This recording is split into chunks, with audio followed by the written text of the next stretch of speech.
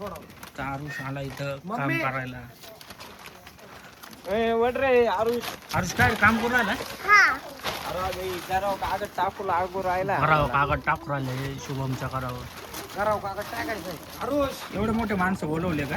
मग आरुष शिवाय काम होत नव्हतं. पाऊस येऊ राहिला म्हणून कागद टाकू राहिले का? पाऊस येऊ राहिला हे सगळं मध्ये गळत ना त्याच्यामुळं आरुष थोडा वर एवढा टाकून दिला आता थोडाच राहिला का रे आरुष? अरे आरुष थोडाच राहिला का? किती टाकलाय? किती टाकलाय? एवढं राहिलाय. ही दोरी पण बांधायची का? काय रे?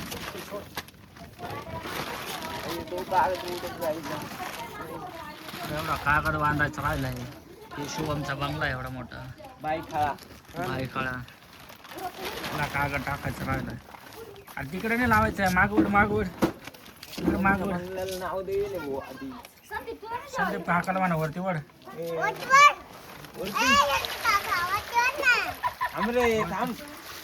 वरती पटापट काम करा रे पाऊस यायच्या आधी. काय रे आरुष पाऊस यायच्या आधी पटापट टाकून द्या. खाली घालायचं पटापट सांग. याच्या खाली घालायचं. याच्या खाली काय सोडून घ्यायला लागल आणि मग ते टाकायला लागल.